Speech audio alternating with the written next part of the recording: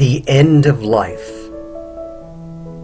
After we have lived our lives, as we approach death, it is common to re-examine how our life went. Did we leave a successful life? The end of life offers a unique opportunity to do this, because at this time, the ego loosens its influence on us, and the spirit becomes our predominant reviewer. At this point in the cycle of life, it no longer matters how much money we made, the size of the house we lived in, the job we had, or anything else associated with success as dictated in the world by the ego. We are all finally equal now, and we judge our success through a different prism, that of the spirit. When we review our lives, what we had thought was success often holds a different meaning now.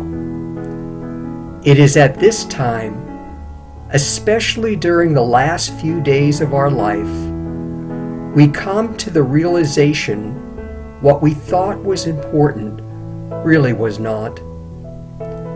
All the material things we accumulated, friends we had, places we visited, jobs we worked, amount of money we made, or any other comparison you can think of which belongs in the world in which we had lived, becomes meaningless.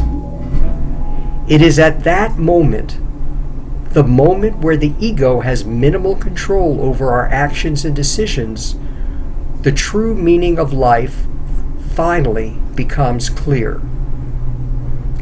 It is then, despite how strongly the ego may have influenced our life before, the opportunity to view our life in a different way presents itself.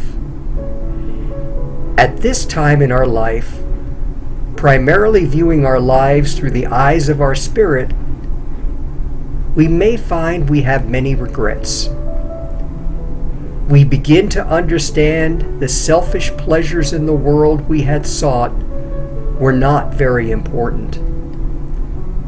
As death becomes evident, we finally realize none of that matters.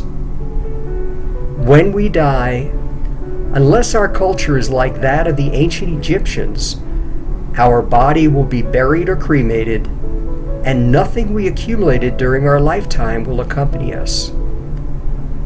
Our body will then be placed in a coffin or urn, just like every other person who dies, regardless of their stature or their lifetime accomplishments. At that moment, just before we die, we finally understand we truly are all equal. No one was ever better than another. Race, money, prestige no longer matter.